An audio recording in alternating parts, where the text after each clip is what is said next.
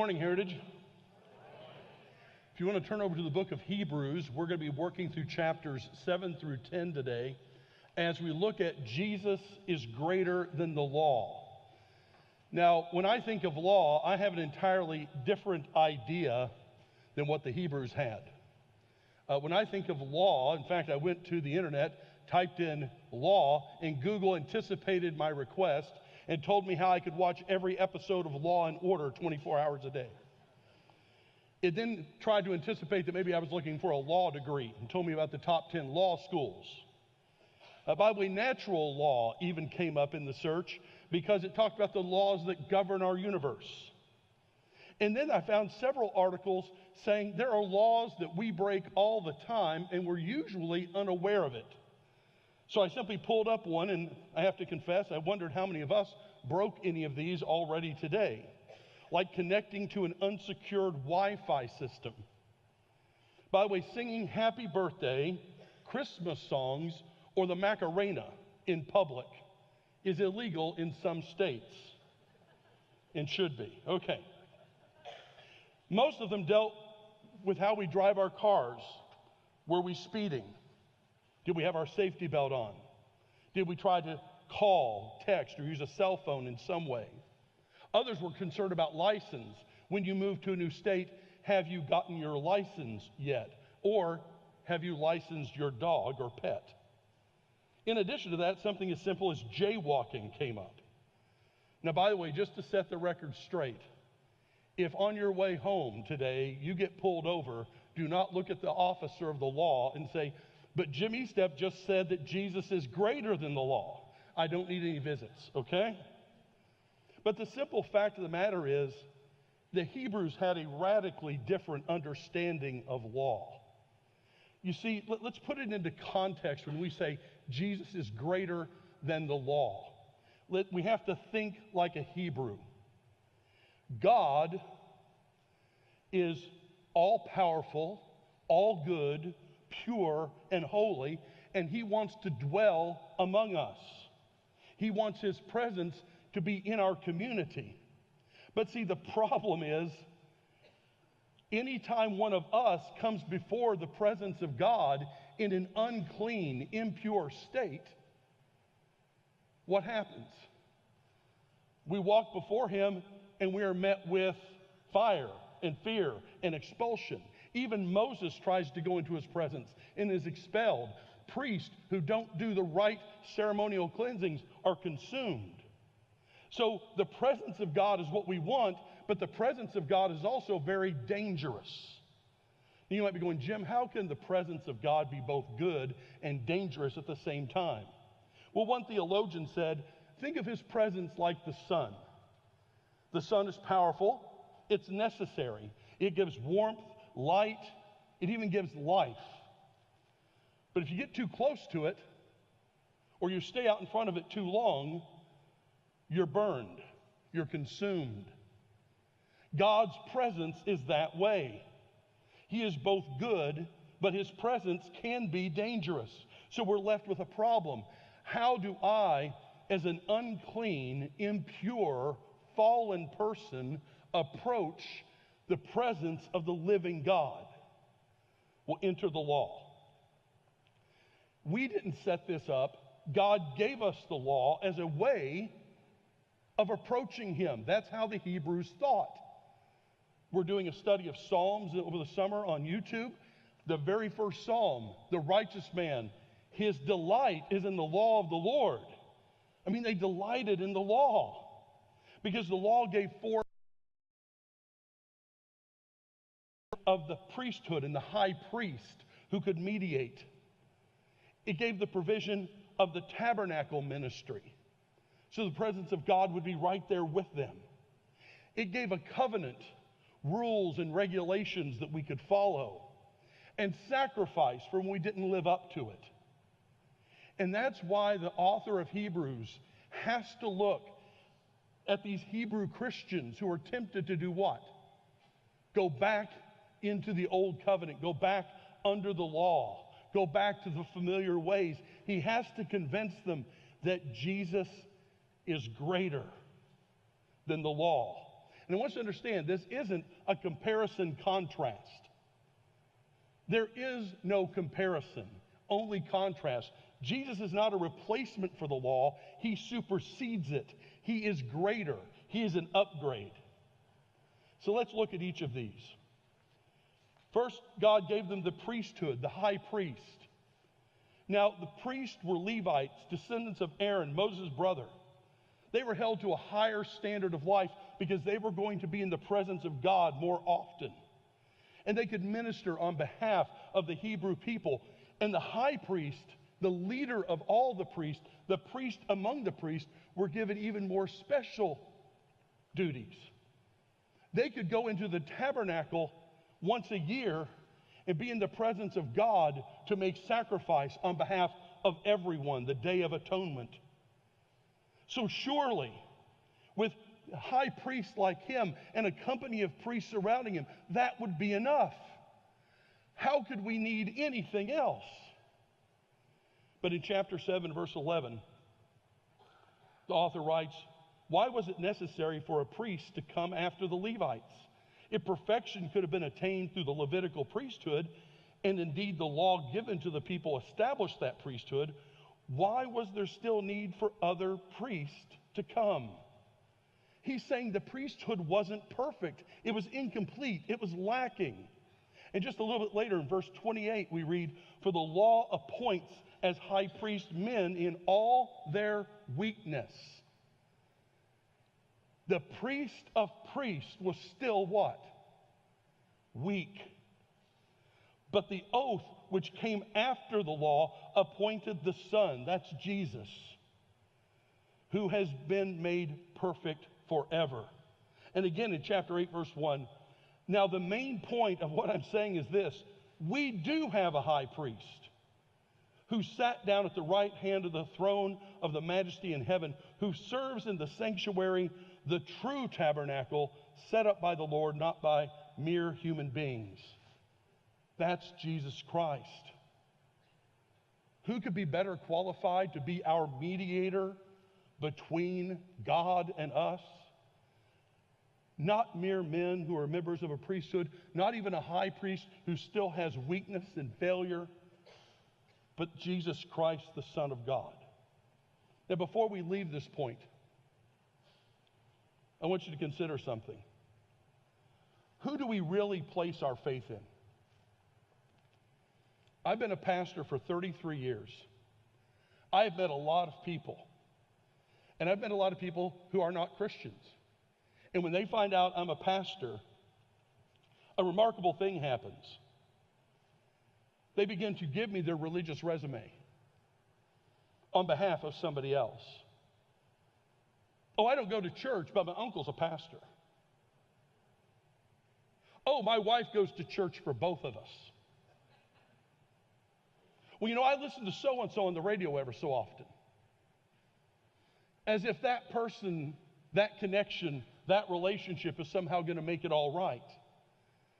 But you see, we listen to the author of Hebrews, and he says what? Jesus is greater than the priesthood. That's what we need to listen to. That Jesus is going to be greater than any human mediator you can possibly look up to. The second provision was the tabernacle.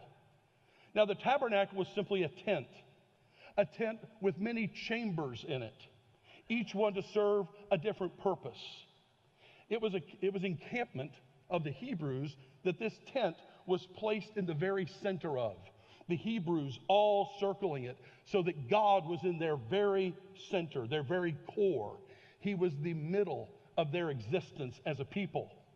And within that tent, sacrifices were made, offerings were made, oaths were made. And as you went in further and further into the temple, into the tabernacle, that centerpiece had rooms that you could go into until you went to the Holy of Holies, where only the high priest could go. And if you look in Hebrews chapter 9, verses 1 through 10, the author of Hebrews spells out what the tabernacle looked like. And later, by the way, the temple was literally taken. The temple, the permanent building in Jerusalem, was taken after the model of the tabernacle. Surely, with God's presence being here in our midst, in this place, in this building, surely God is with us and we can finally draw near to him. Hebrews chapter 8, verses 5 through 7. They serve as a copy and a shadow of heavenly things. For when Moses was about to erect the tent, that's the tabernacle, he was instructed by God, saying, see that you make everything according to the pattern that was shown you on the mountain. But as it is, Christ has obtained a ministry that is as much more excellent than the old, as the covenant he mediated is better, since it has been enacted on a better promise. For if the first covenant had been faultless, there would have been no occasion to look for a second. When Moses was putting up the tabernacle as a sign of the covenant, with all of its splendor to the Hebrew people, no, it was nothing more than a copy. See that first word in verse 5, or the first few words? It was a copy of heavenly reality. By the way, first century rabbis debated the relationship between the temple and heaven. Are they two separate realities? Is one reality right on top of the other? Are they just mirror images of one another? How does our worship in the temple actually relate to worship God in his full presence? And here the author of Hebrews gives the answer. It isn't a comparison. It's simply a copy. Because Jesus is greater than any ministry that happened in the tabernacle. You see, they placed their faith, their pride, their identity as a people in that tabernacle and later in that temple in Jerusalem. And the author of Hebrews looks at them and says, the ministry that took place in those places is nothing compared to what Jesus is doing in heaven, because he is greater than the tabernacle. Now, don't get me wrong. I love architecture. I love church architecture. I've had the opportunity to worship in Gothic cathedrals and modern worship centers, in cruciform sanctuaries and auditoriums, quiet little out-of-the-way chapels and open-air stadiums. But I have to remind myself every single time, nothing will compare to the ministry Jesus is doing on our behalf in heaven for us. Nothing. Nowhere. And so surely we go to the third provision that God made. He gave us a covenant. Now, the rabbis of the first century said that the Torah had 430 commandments that had to be obeyed, all of them stemming from the original 10 commandments. They amplified it. They explained the 10 commandments. And so the author of Hebrews, when he says Jesus is even greater than the law, understands he's greater than all those rules about how to relate to God, how to sacrifice, how to obey holy days, vows, rituals, issues of purity, tithing, offering, sabbatical years, idolatry, blasphemy, curses. And then he gets into social structures. How do we relate to leaders, to family, to our land, to our ownership, to other persons, justice in general? And it doesn't stop. They have all kinds of rules about sexual and bodily purity, as well as warfare, divisions, and even the kosher laws of what is clean to eat and what is unclean to eat.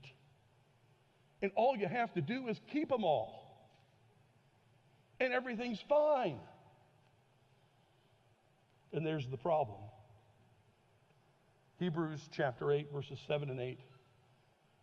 For if there had been nothing wrong with the first covenant, no place would have been sought for another. But God found fault with the people and said, and he goes on to quote Jeremiah 31 through 34. It's one of the longest Old Testament quotes in the entire book of Hebrews. And what that quote says is, even in the Old Testament, the prophet Jeremiah, one of you, said God already anticipates having another covenant. God already has a covenant superior to the law. God is anticipating a day when he will make a covenant with us that transcends the law. This is it. Jesus is greater. The law was only temporary. Chapter 7, verses 18 and 19. The former regulation is set aside because it is weak and useless, for the law made nothing perfect. And a better hope is introduced by which we draw near to God, and that's Jesus. Jesus lets us draw near to God. Look again at chapter 8, verse 13.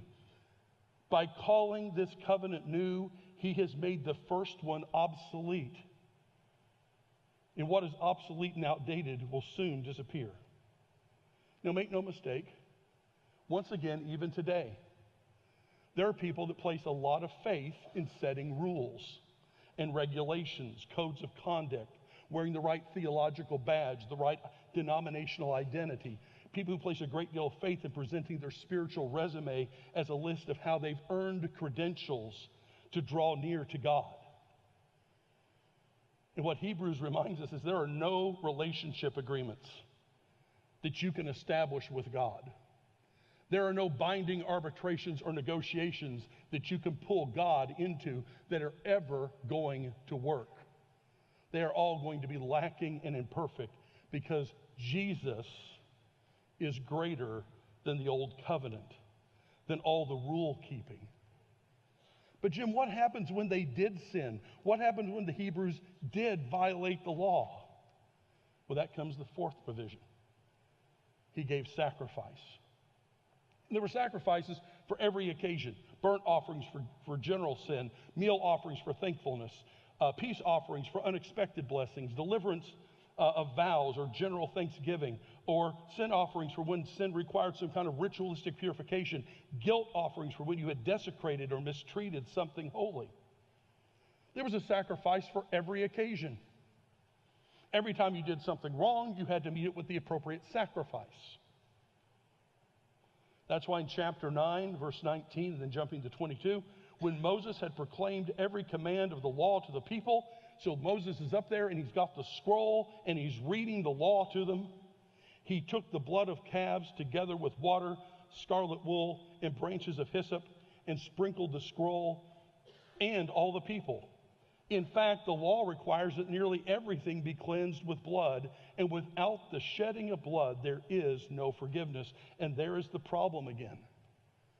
We want to draw near to God, but we have to make the right sacrifice. But the problem was the Old Testament law, the sacrifices only purified the flesh, not the conscience. Look at chapter 9, verse 13. For if the sprinkling of the defiled persons with blood of goats and bulls and with the ashes of a heifer sanctifies for the purification of the flesh.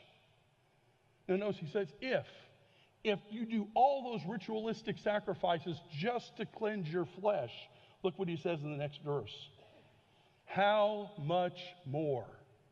That's a Jewish argument technique. If you admit this has value, how much more will this have it? Will the blood of Christ, who through the eternal Spirit offered himself unblemished to God, cleansed our consciousness from acts that lead to death, so that we might serve the living God. And he goes on in chapter 10, verses 1 through 3. The law is only a shadow of good things that are coming, not the realities themselves. For this reason, it can never, by the same sacrifice repeated endlessly year after year, make perfect those who draw near to worship. If it could, would they not have stopped being offered? Wouldn't they already be perfect? For the worshipers would have been cleansed once for all and would no longer have felt guilty of their sin. Think of this. What causes a shadow? There's something blocking the sun's rays. And what you see cast from it is a hazy, grayscale silhouette. of what is actually blocking the sun. Here he says the law, the sacrifices that were made year after year after year throughout the entire history of the Old Testament, all the way into the time of his life, all those sacrifices were simply shadows of the sacrifice God was going to give in Jesus Christ. That's why in 9:20 it says, so Christ was sacrificed once to take away the sins of many, and he will appear a second time, not to bear sin, but to bring salvation to those who are waiting for him. You see, even before this, in chapter 7, verse 27, the author wrote, unlike the other high priest, he does not need to offer sacrifice day by day, first for his own sins and then for the sins of the people. He sacrificed for their sins once for all when he offered himself. Notice what it says there. Jesus made sacrifice not for himself. He didn't need it. He was the pure, unblemished sacrifice that they had waited for. But once it was made, it was done. The Greek word there for once for all is ephipax. And it simply means this. It's completed. It's done. It's finished. There's no more to do. Jesus paid it what? All. That's the message. Jesus is greater than the sacrifice. All those sacrifices they had taken upon themselves to make. So when we look at Hebrews chapter 7 through 10 and what the law provided and what it meant to the Hebrews, Jesus is greater. The law says you can actually be punished by the witness of 2 or 3 people. That's all it takes. And the author of Hebrews kind of gives us a very, very stark warning. Because he talks about placing your faith in people, in places, in rules, and on ways of saving even yourself. But he gives in chapter 10, verse 31, that it is a dreadful thing to fall into the hands of the living God. And I'll add one caveat: without Jesus. Because Jesus is greater than the law that condemns us. And that's why in chapter 7, verses 18 and 19, he could write, the former regulation is set aside because it was weak and useless. The law made nothing perfect. And a better hope is introduced by which we can draw near to God. And again, at the very end of the passage in chapter 10, 19 through 22, therefore, brothers, since you have confidence to enter the most holy place by the blood of Jesus, and a new and living way, open great priest over the house of God, let us draw near to God with a sincere heart in full assurance of faith, having our hearts sprinkled to cleanse us from a guilty conscience, and having our bodies washed with pure water. It's time to draw near. It's time to draw near.